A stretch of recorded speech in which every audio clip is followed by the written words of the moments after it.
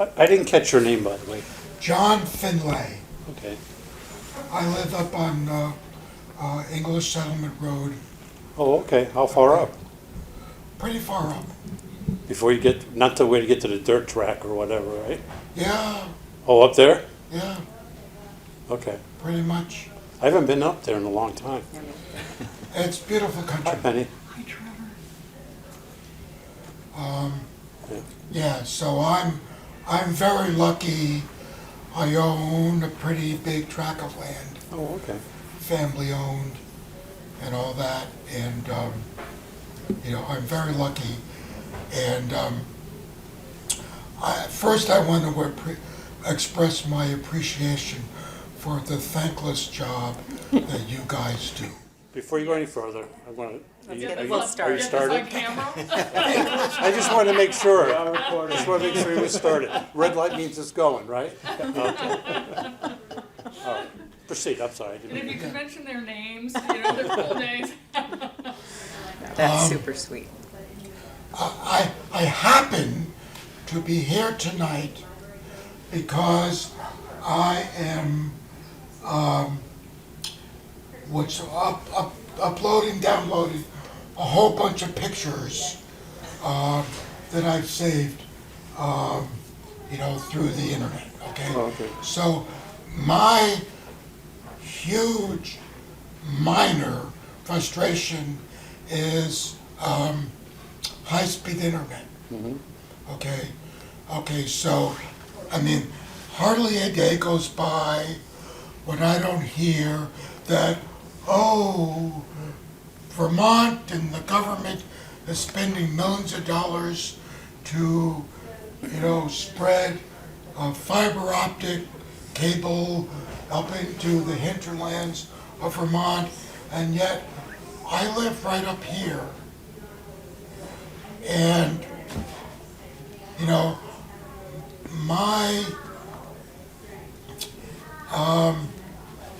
internet access is wicked slow. So in order for me to do anything, I need to come down here. Whereas my neighbors, who are literally spitting distance away, all have got Comcast and yada, yada, yada, yada, yada, yada. And, I hear on Vermont Public about, interviewing these fiber optic cable people who are out there spreading high-speed internet across Vermont and all that. And then today, I get this email from Peter Welch. Don't get me wrong, I'm a big supporter of Peter Welch. I really but he's talking about, how we're doing all this stuff. But, I recently contacted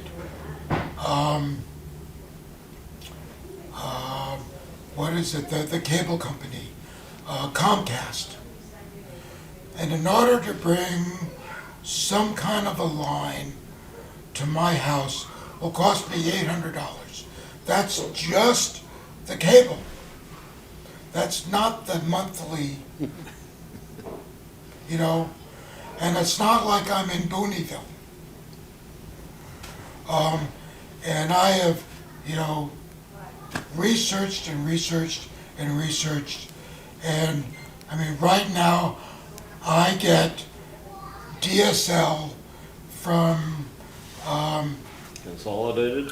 Consolidated, That's who I'm with. and it's like abysmal. I don't want to, criticize anybody, but it really is abysmal. Yeah, let me speak to it a little bit. We are spending a lot of money, and we have a lot of money that we received from the federal government, probably a couple $100 million. Yeah. And plus some more of it comes through the new infrastructure work. And what we've done is we've set up these districts throughout the state, but they tend to be rural oriented, right? Right. Because that's where a lot of your problems are, whether you're not served or underserved, okay? like just up the road in Cambridge is the Lamoille Communications Union. Right. District.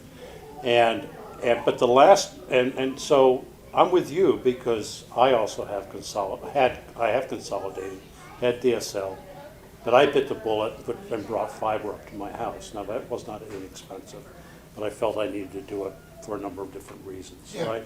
So I sympathize 100% with what you're saying because I think in our community in Jericho and Underhill, we have these pockets where you don't have access to like a Comcast and stuff like that, and it's a problem. So, and one of the things that's been late coming to the table are the towns in Chittenden County getting together to form a communications district, right, to work on some of these things. Now, very late to the game, but my understanding is that Underhill has joined or is joining that group. Jericho, I assume they are. I don't know. Yeah, there was a question about both of those when I looked at it, Yeah. but Underhill is doing that, and you're in Underhill. Now, that's not something that's gonna resolve itself next week, right? But they are starting to work together. And the idea behind those groups is to find ways to bring, in this case, fiber to those households that are either underserved or not served.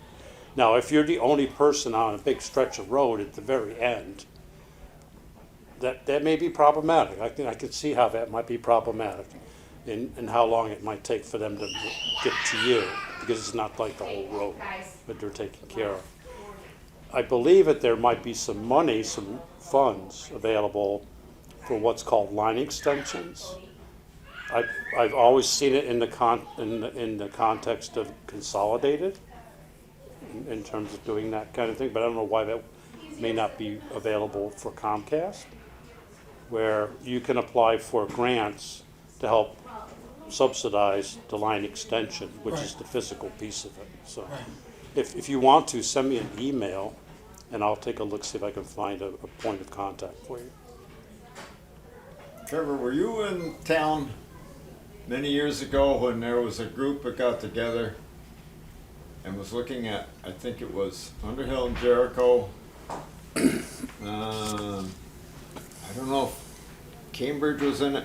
We're looking at ways of bringing more internet access to the area, and I'm not sure whether it was going to be DSL or fiber or anything like that. And it was something that they were going to connect in to Essex Junction system, and Essex was going to connect into Burlington. And Burlington got wind of that and says, oh no, nobody's going to connect into our system because it's for Burlington residents only. And that was before all the hoopla I wonder if created that's when down Tim there. Nolte was at Burlington Telecom. Sounds like something like that. Yeah, I remember something like that, yeah. I see though that Burlington Telecom is, at least they've got trucks and they got an office, they're in Essex Junction now. Yeah. Yeah, I don't know about that piece, and Yeah. I don't know what their involvement is now, and Tim Nolte is now, Mansfield, is it called Mansfield Telecom? Mansfield Communications, Communication. Yeah, they actually come all the way down to Mountain Road, right. and then go the other I had way. contacted them about seeing how far they were gonna come down here, and they says, no, we can't go down there, that's Comcast territory. Well, it's not a factual statement. Yes, it is Comcast, but they can if they want to. They just choose not to enter into that competitive arena, so. Yeah, because I mean, I was interested, I didn't know, I mean, I would have to, obviously, if it was there, whatever, take a look at what the costs were compared to what I need type of situation. I mean, I'm not a business, so I don't really need high data. Actually, consolidated at my house is good for what we do. I mean, it's there. Prices are somewhat reasonable. My understanding with Mansfield Telecom, that the rates are very reasonable for what they provide, so. Oh, yeah, if you live over there. Well, I'm just saying, but, yeah. I mean, they're very reasonable. Trevor, in the language that's used about bringing fiber or high-speed internet to the states, it's the underserved or the non-served. Do they also talk about the costs involved? If they're bringing it very rurally, or, I mean, my cost, I got onto Comcast 4 or 5 years ago because I was on Fairpoint DSL, and they were delivering us supposedly speeds of, I think, 2 megabytes per second, whatever Yeah, it is. ridiculous. But we were getting 0.2 really Exactly. when it was measured. So we could not stream anything, for instance. It was just all pixelated. Exactly. So we switched to Comcast, and the engineers came and looked at our situation, and it went right down Poker Hill Road, and it even came up Poker Hill Road to our neighbors, but to get from our neighbors to our house, which is, I don't know, several hundred feet, would be $3,000, and then the monthly fee. In the end, they hooked us up without charging us anything, and we suspect it might be that there was some quota they had to meet, maybe by the end of the month, and we were one of the last ones, and they slipped us in. We never heard the difference. But the point is, we don't watch TV, so we didn't get cable TV. We only wanted it for internet, and we ended up tacking on our phone, our landline, because it was just maybe $5 or $10 extra to do that. The expense was in internet. And they said, well, it's $75 a month for internet.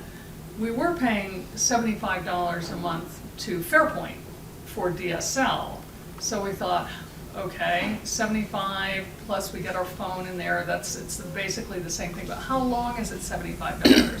So 75 for the first year, and then went up to 100 for the next year and 120. And I knew that ahead of time. And I did the calculations, and it ended up averaging more than we were paying, but to go from 0.2 to 20 to then actually now we're at 100 was I don't want to great. hear this. So, Oh my God. but, and I was listening to a podcast on Brave Little State of a year ago, and they were talking Exactly, about the costs involved with living in Vermont. And one of them was the monthly cost of having internet. So we pay $120 a month to have our internet speed. And part of that is the $10 that they threw on. So maybe it's not really, maybe it's really, if you split it, but the loss leader is the phone, and they'd say 100. That's a lot of money for somebody who doesn't have a high-paying job somewhere, or who doesn't have good retirement savings or whatever per month for internet. So is there any language in all of that of bringing the internet to the underserved to also make it cheaper for the underserved or those who don't have internet or can't afford it? Is there any program or any? I believe that there is, with these districts, with these new districts, that there's some requirements that if they received monies from the state through the feds and things like that to build out their networks, that there are a couple things. One, they have to provide service to everyone along the line. They can't skip anybody. And there may be, and I don't know this for a fact, but there may be some adjustment or subsidization of some rates, but I don't know that, okay? It's mostly about building it out so people have the capacity. Well, that has to access. happen. Yeah, right? so I think that's where the focus is right now. I know there's been a lot of conversation about subsidizing folks based on income, right? Those kinds of things, but I just don't know the details of that. And also maybe if they have suddenly 200% more customers, maybe they wouldn't have to charge as much. Maybe they could charge less. I don't know. Yeah, I think there are a couple of pieces there, right? Like, it's so expensive to build out the system that nobody wants to do it, so there's no competition, right? But once the system is built, the thought is perhaps we'll get some competition, and that could drive the rates down. Right. So, but yeah, I'd have to dig in a little bit more and understand the broadband districts and how the funding is working, but it's. Right. It must be on the Department of Public Service website, probably. When you say build a system, is this just some other company that's laying the lines? So, And then Comcast, Consolidated, Mansfield or whatever, can get on those lines afterwards, or are those companies actually building the lines to begin with? They'd have to put their own infrastructure in, I believe, I- the way yeah. it's configured right now. I thought there are 5 districts in the state, and they're. There's more than that now. More than that, and they're actually laying the line. I'd have Yes. to look into it, yeah, so we have districts that are laying the line. So we are subsidizing the companies, right, by putting in the infrastructure. So because we want Vermonters to be able to be connected through the internet, because we all have experienced not being connected or not being well connected and how hard that is. So, and, yeah. Yeah, I and think the question is whether they're providing the services or whether they're just basically providing the conduit and Right. allowing people to compete within the conduit. I'm not sure what My what the last meeting future was is in on that. December on this, and I can't recall all the details. It's such a complicated issue. Well. I know. It really is. Yeah. I mean, it really is so complicated. And my experience mirrors your 99% until it gets to the point where you had to pay $3,000 and then suddenly it was free. That And was an then amazing thing. it's Or the bill never- got lost in the mail. So, Yeah, and you know, there are things about broadband services, right? You have Comcast, but what, you know, you get good download speeds, but you don't necessarily get great upload speeds. And for most people, that's not an issue. But when you put fiber in and you put symmetrical services in, and you're getting 50 up, 50 down, or 100 up and 100 down, which is significantly actually better than Fiber is The much fi- better yeah. than, That's When well, that's what I brought up to my house, yeah. Is it literally fiber? When they laid it, they always say fiber, and when they came to our house, they said fiber. But then they actually put cable in, and he said, it's not really fiber, it would be way too expensive It's really cable, to run it's fiber cable, here. it's coax, yeah. Yeah, right. but it's still more than 2.2 Or .2, mega, you know, like, yeah. Okay, if we done with this particular conversation? But I mean, if you want to continue it, or if you have No, I specific really questions, wanna send me thank an you. email. so much for all you do. Okay. I mean, my issue is nothing compared to the real stuff that's going on in Vermont. So, It's all real to somebody. to somebody, I know. Well, usually you when we do the meeting, we introduce ourselves, but I think you all know us now. I know you two well, and we got to know John here. And we usually give just a quick update of where we were, and then we take questions, but we sort of went off there, and that's fine. That's fine. We had dessert first. That's fine. Good way to live. Our session, I'm on House Appropriations, that's my standing committee. And we essentially passed an $8.5 billion budget this year. Right. We're out of session now. It's one of the bills that the governor may decide to veto, because there are elements of that that he doesn't like. It remains to be seen whether he in fact does that. He's got a number of bills that are coming to him this week that we know are controversial for him and his administration. And so we'll have a better sense probably next week of how many of those will he decide that. He has 3 options. He can either sign the bill and it goes into law. He can choose not to sign the bill and let it pass into law without his signature, and that sends its own message, right? Or he can veto the bills. He's vetoed S5, which is the clean heat standard, and we already overrode that veto before the session finished. So we're not sitting with any legislation that's been vetoed to this point, but we could potentially have 4 or 5 bills. We've already scheduled a veto session in the House and Senate for June 2021-22 to have that discussion around those and whether we choose to override them or have that conversation. And so, and I think we're looking at potential bills would be possibly the child care bill. a housing bill.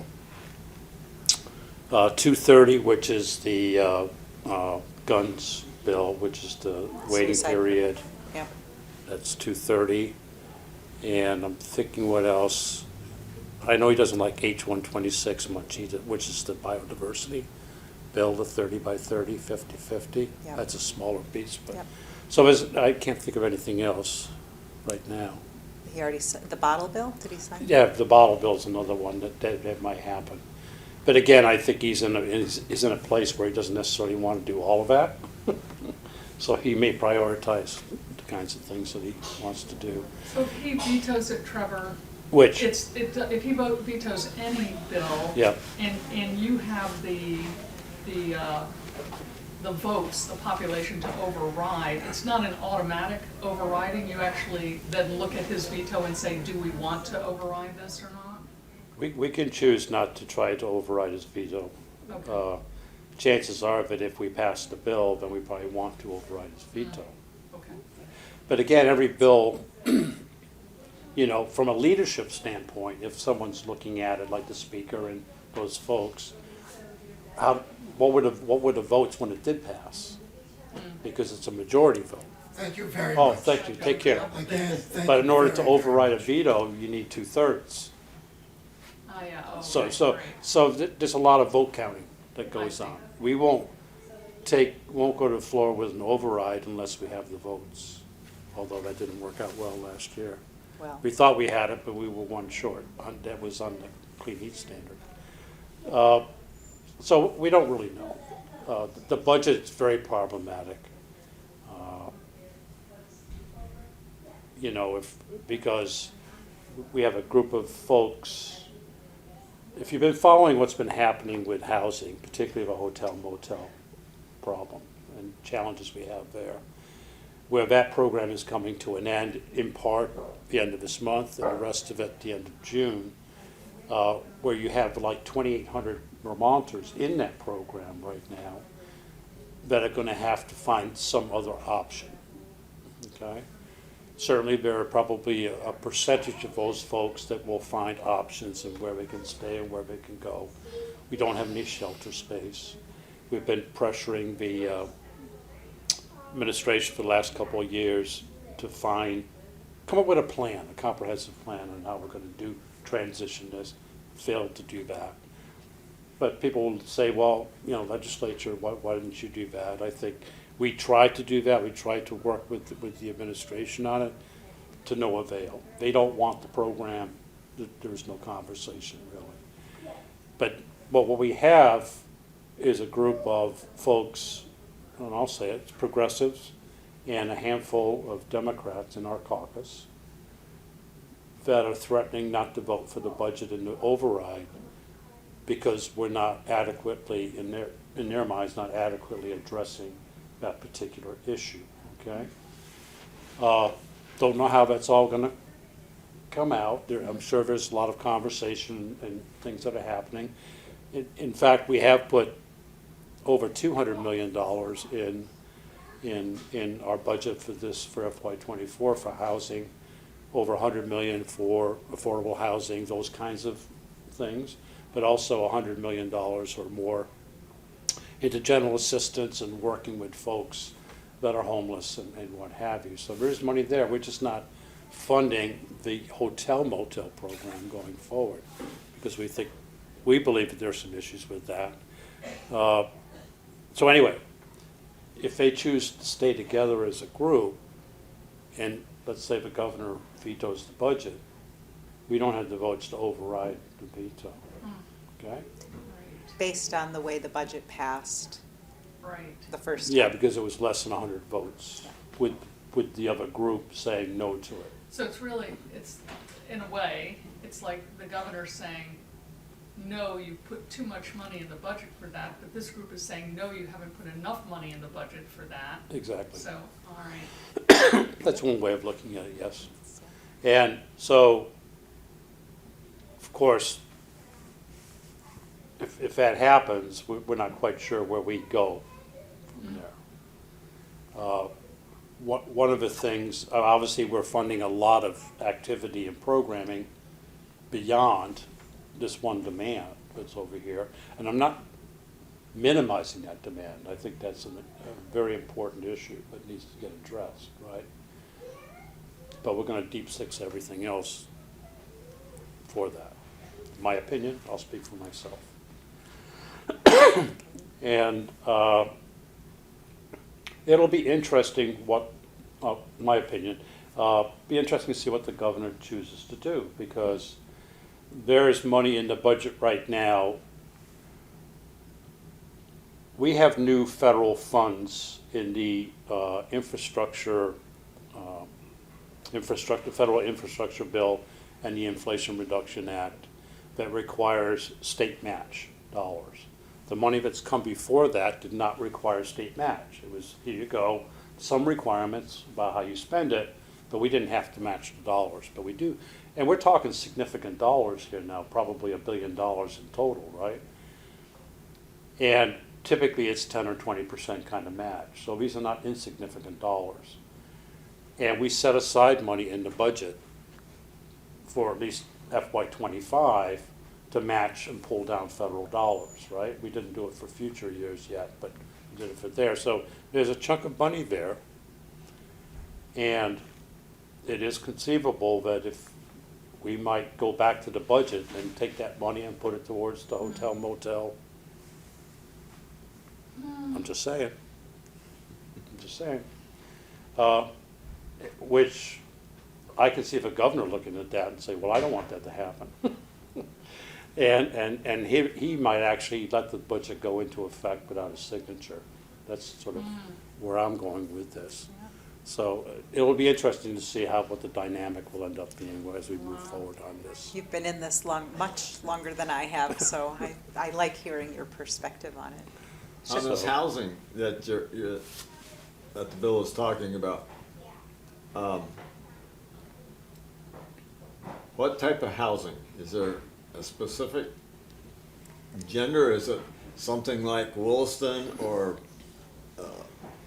No, the housing we're Colchester? talking about is not market-based housing. It's affordable housing. It's also money set aside to help. Let's say somebody owns a house that they rent, and it's gone into disrepair, and so they're not renting it. So they can tap into grant money to fix up their place so that they can rent it out to folks. Now, the catch with that grant money is that they have to rent that in some affordable construct for so many years in order to get the grant, because it's not a loan, it's a grant. So we're trying to look at different pieces, and that's actually been a very successful program, putting money out there. And you can get up to $50,000 to rehab a house, to make that rentable, and it could be apartments, things like that. So that's an example, right? Right. Plus, we're giving money to Vermont Housing Conservation Board to do their work, Champlain Housing Trust and the other housing organizations around the state to help them work with developers where money's being provided to them, incentives, with the idea that a certain percentage of those, the new construction, apartments, whatever, also has to meet certain constructs around affordability. So we're And putting a those lot are- of money into that, and have been. Yeah, I'm those sorry. are more low-cost loans, I believe. It's And then both. once the loan It's is both. paid off, Yeah. then the Well, it just owner seems can like- change the rates. And some of them, I mean, some of them I've- forgivable loans. I've lived here in the state of Vermont for my 80 years. And granted, it's grown, but Chittenden County seems lately, especially after the COVID-19, and I don't know if we got complacent in COVID-19, that everybody was staying home, they weren't on the road type of situation or whatever. And now everybody is free to roam the road, so to speak. But it just seems like the traffic has increased surmountably over what it used to be. And one thing that I noticed that creates a traffic jam is parents driving their kids to school. School buses are, I'm not saying running empty, but the majority of the kids getting to school are coming by parents' traffic. 3 o'clock, 2 o'clock, 3 o'clock in the afternoon from Burlington out here, madhouse. Same thing going in the morning, going into Burlington. They drop the kids off and now all the cars are congregating trying to get to work. Our people are living here, but and they're talking about housing, but there's nothing about infrastructure. Seems to be that to alleviate, and of course, I blame the conservation law outfit.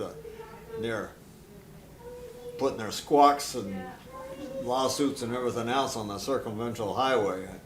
I look at it and it should have been done long, long ago. Somebody should have put the foot down on them and said no. But I'm just a little guy. Well, that project's dead. I know the project's dead, but it's just So yeah, there's a whole bunch of different pieces of housing that are being addressed, and it's 15 million here and 25 million here and what have you, and we have some really good partners that do this work, and people and folks and organizations that we work with for years. You trust them with the funds that you're giving that they're going to do the right thing and do the work correctly. You didn't get a chance to say anything yet. I mean, in terms of your committee work or... Oh, yeah, so I'm Edie Graning.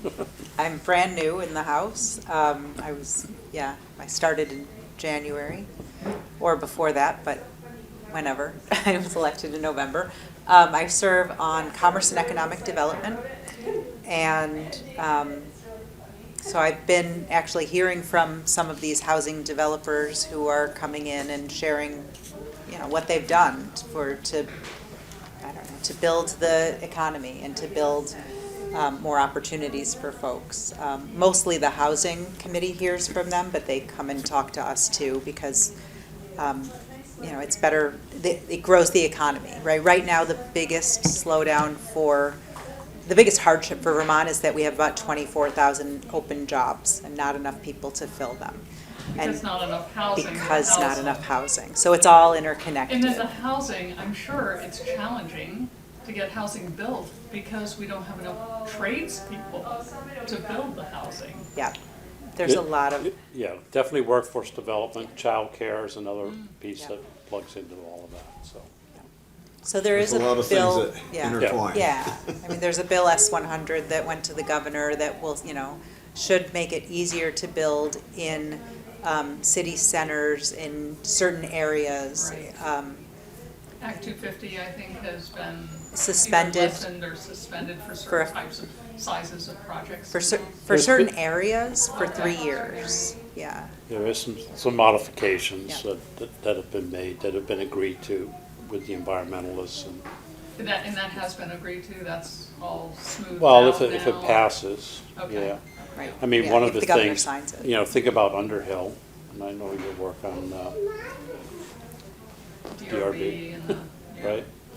And whereas now, if you have zoning, which we do, and we have bylaws and Oh, things that's like right. that, It's that you can't prohibit, you have to allow now duplexes, where you allow single-family homes. Uh-huh. And I think where there is also Sewer and water. sewer and water, then you have to allow fourplexes. Oh, really? Huh. Now, in places like Underhill, you don't have sewer and water. And technically don't really have it here either. But, Right. Yeah. but yeah, so there's been some of those kinds of changes there. And it's based in science, right? If you build more densely, it's better for the environment than if you build scattered all over and you impact land in so many different areas. It's just information we didn't have when we set things up that we have now. So, I mean, I wasn't part of those discussions, but it's not as hard of a compromise as it could have been or as it would have been 20 years ago. Right, and using Underhill as an example, though, for instance, we've talked about making the zoning more dense in our town centers But that would be a lot easier to do if we had some sewer infrastructure, and sewer and water there. Otherwise, everyone's still having its own mound system, Yeah, it's challenging for sure. Yes, it Yeah, is. Jericho's looking at the same thing. You folks have such challenging issues that you have to tackle. I can't even imagine how you do it because everything is so intertwined and interrelated. It's just not as easy as saying, let's put money toward affordable housing. There's so many parts and pieces and so much movement in all of that that Yeah. it's just not easy. Yeah, and from a budgetary standpoint, putting budgets together, when we start the session, we're always working within a box, right? That says we have X amount of dollars. We get an economic forecast from our economists, both the administration and the legislative economist in January and July. So the forecast we get in January defines how much money we can spend, right? So to your point, we're still also, there are all these needs, competing needs, and making, excuse me, making decisions, and there are trade-offs, Right. because we can't do all these things. Right. And what comes first? What do you decide? Well, maybe I should put my money here because then this will grow this and then this will follow, or will it not? Should I do here and then this will follow? Yeah. That's Yeah, and I'll agree with you, the learning curve is really steep. no. So I'm, still trying to catch up. There's the content piece for sure, and then there's the political piece too. Right. Yeah. Right. Yes. Still working on the content piece. So, other questions? Do you have other questions? I do have a question about something. Neither one of you, I think, is on one of these committees, but I know Trevor has been interested in the environment forever, so maybe you can help me understand this better. Probably most of these facts will be wrong that I give you. They're not facts, they're just a bad memory. That there is a recycling situation that we have, that we separate out our recycling. When we compost, we cannot have plastics in with the compost as homeowners. However, there is maybe an organization, a business that is suggesting that this rule get relaxed, or maybe has been relaxed, such that, and I believe this company is now based in Middlebury, or they're building a facility in Middlebury, that is affiliated somehow with Hannaford's, that you can, Hannaford's will be able to put their produce, or maybe they currently do, their produce that is packaged in plastic in the compost. This facility takes it, grinds it up, and makes compost for sale, but it has now microplastics in it because they are not required, maybe it's because of the size of Hannaford or the relaxing of this rule, they are not required to separate out their food from their plastic. But this does not sound like a good thing No. because of the issue about microplastics, right? Right. In the environment. So it seems to me like, I don't know anything about this particular issue. Okay. Yeah, I'll make a But- note. Yeah. I'm going some to, then I will research. send you, this was recently in Yeah. a NOFA newsletter. Oh, really? And it apparently, you know Bernie Paquette, by any chance? Yeah. I don't personally know Bernie, but I think everyone He's a knows character. Bernie. And I contacted him about it, or I was exchanging some communication with him, and I said, by the way, I just saw this with NOFA, and he says, oh, no, that's old news, I know about that, sure. So it's something that's quite concerning, the thought of chopping up your plastics with your food and then selling it as compost. Yeah, I know it looks like he's gonna look into it. Yeah. Yeah, it doesn't sound, there must be more to the story. Yes. There's definitely, I don't have it all straight in my brain, but there is. But, excuse me, But NOFA is concerned about it. I hadn't heard about that, so. Okay. I mean, obviously, there's a lot of concern about microplastics. It's kind of hard. Compost plastic. Yeah, that's what I'm saying, it doesn't, If you chop it up small enough, then you may not, that's the idea, is that it's chopped up small enough. Yeah, but then it could get into the water supply, right? Like they're Oh, just, right. like all of the antenna are going off here Mm. saying, what?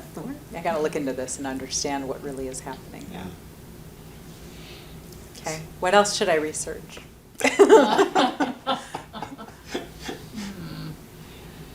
Yeah. Well, I was happy to pass by, I think it's the Ho Hum Motel the other day, and see that I think that is one of the motels that has been designated for affordable housing, and I saw people working on it. But that's only, I think, excuse me. 10 rooms of the 2,800 people who need assistance, you know. Yeah, we're doing a lot of that conversion. Champlain Housing Trust and those folks are. I'm glad we have those Yeah. housing trusts. Yeah. And some of them are being structured in such a way that they're also being repurposed for specific uses in some cases, like substance Oh, really? use facilities and things like that to help with people transitioning back in the community and stuff like that. Trevor, when I hear the governor speak, and I speak about money, and speak about budget, there is a part of me that understands that and agrees with that. Money has to come from somewhere, right? So when the governor says, I can't approve of this, or I don't agree with that, because where are we going to get the money? That's how I was raised. You know, you don't spend money you don't have a credit card, you pay for everything cash. So that's how I was raised. But then I also have a great desire to help probably every social program. I would say, yes, of course we need that. So I don't know how to balance that. I have to commend you for even trying to balance that. That's a big part of what the committee Ways and Means does, because they're raising the revenue. I spend the money. You spend the money. I would say too, that the governor is very good at messaging and knows what to say that makes it sound like the governor's being perfectly reasonable in all of his statements. He does sound like that. Right? Perfect, very good at messaging. And very good at telling the part of the story that makes it sound like the governor's doing exactly what everybody wants him to do. And that's not something I saw before I ran for office. So I feel like we need to do better with the messaging, which is if we don't fund child care, we will continue to lose workforce, and we're already way behind. So how do we, there are some times where you have to spend money to make money, right? Like that's another adage that we all know, that you can't start a business without putting your money into it to get it to grow, to do the things that you need it to do. Right. So, there's a little bit of a balance there. There's a little bit of a messaging issue. But, I hear you. I hear that we are all concerned, right, that we don't want to spend more than we have. It's always been something that's very important to me personally and, where we live. So, yeah, I just, I think there are always other issues, and if you ever have concerns, just reach out and say, so what's the rest of this story? Because, I don't have a PR person, I don't have a whole staff that's working on what's the right message and how do I tell my constituents, the state of Vermont, what I want them to know. Like, I don't have that for Jericho and Underhill. Trevor doesn't have that for Jericho and Underhill, and so, we're trying to do better with the messaging, and we're trying to do better with explaining the what and the why behind it. But yeah, there's a gap, for That's sure. That's a great way to explain that, Amy. Thank you. One of the things that the governor doesn't like about the budget is that we collectively decided that we were going to raise the Department of Motor Vehicle fees this year and raise essentially $20 million a year. He doesn't like that. No new taxes, no fees, whatever.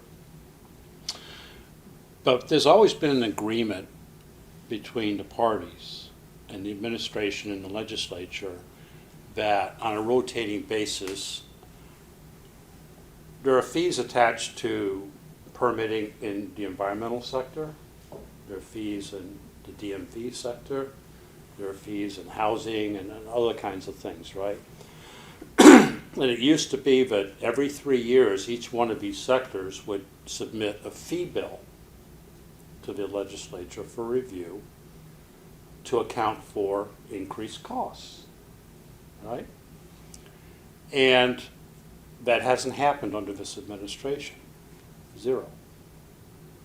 So we're not raising the revenues even through an inflation, construct, if you will, at a minimum.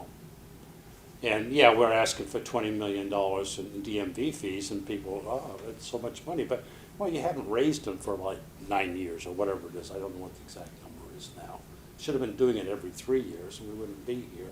And you need to raise those monies because you still have to support programs. So And you're falling behind, essentially, by doing that. And it's a federal match where we put in 1 and they give us 4. So we have 4 federal dollars for every dollar we raise in this way. So it's leaving money on the table when we don't raise money in this way, right? Under If we're gonna- transportation Under side, transportation, yeah. if we're gonna raise, yeah. What is the reason to not increase these fees? Is that a business-friendly approach? It's the or is it a- affordability messaging. It's a what? The affordability messaging. Oh, okay. All right? I see. We want to make sure that Vermont's affordable for everyone, so we're not going to raise taxes, we're not going to raise fees, it belies the point You that gotta get the money somewhere.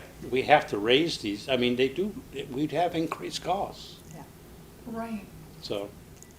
And So when- in order to And support- when you can raise $5 by charging Vermonters $1, it's a pretty smart way to raise fees, right? Like there are a lot of right? So this is the rest of the story when we're talking about.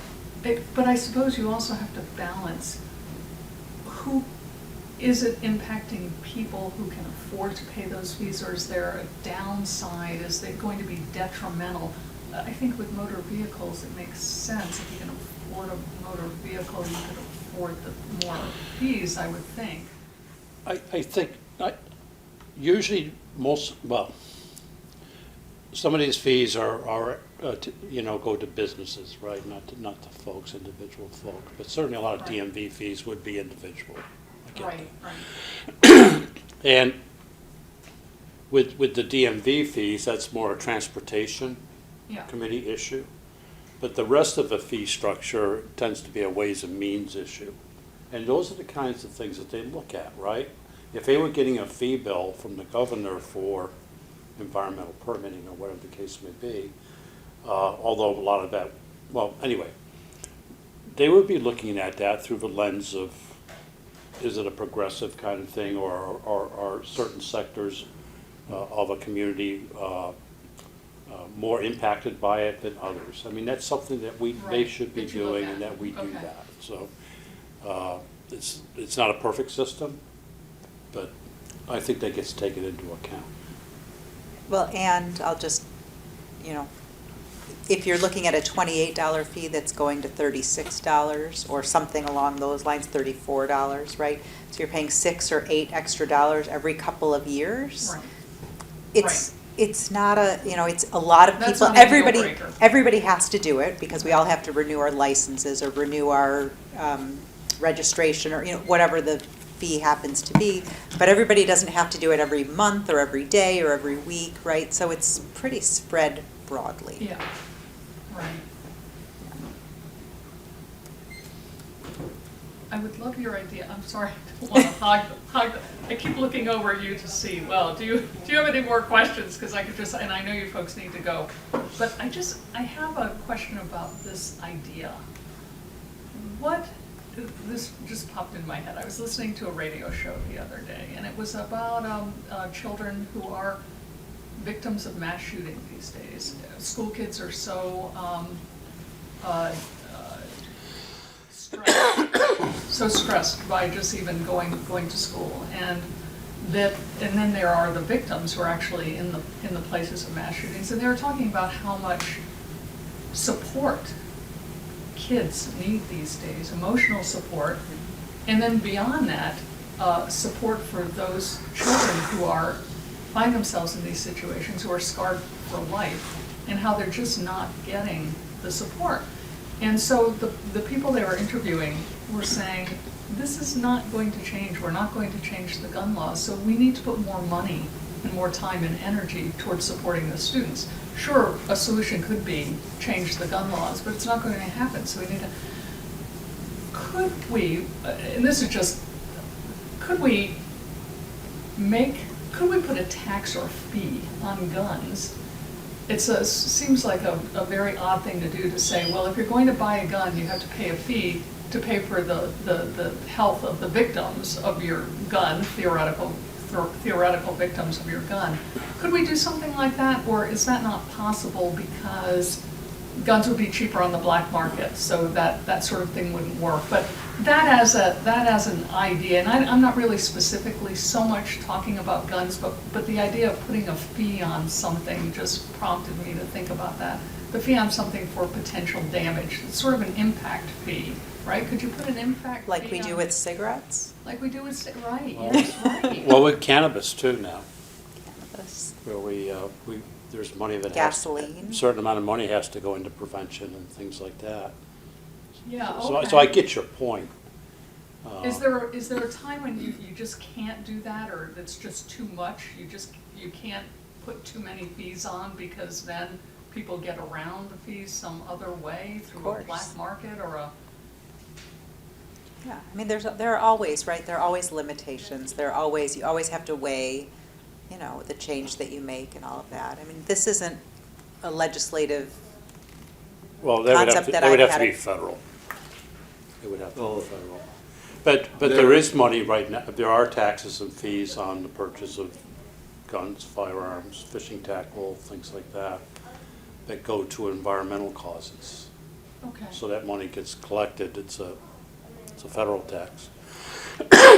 And we get multiple millions of dollars every year it flows out of those, there's two different funds. And I won't be able to tell you what they are, but they are related to those industries, if you will, collecting taxes, and then they're used to fund environmental conservation kinds of So activities. that's an active sort of solution that's used all the time, is Yeah. putting an impact fee on something that gets funneled Yeah. to something that, okay.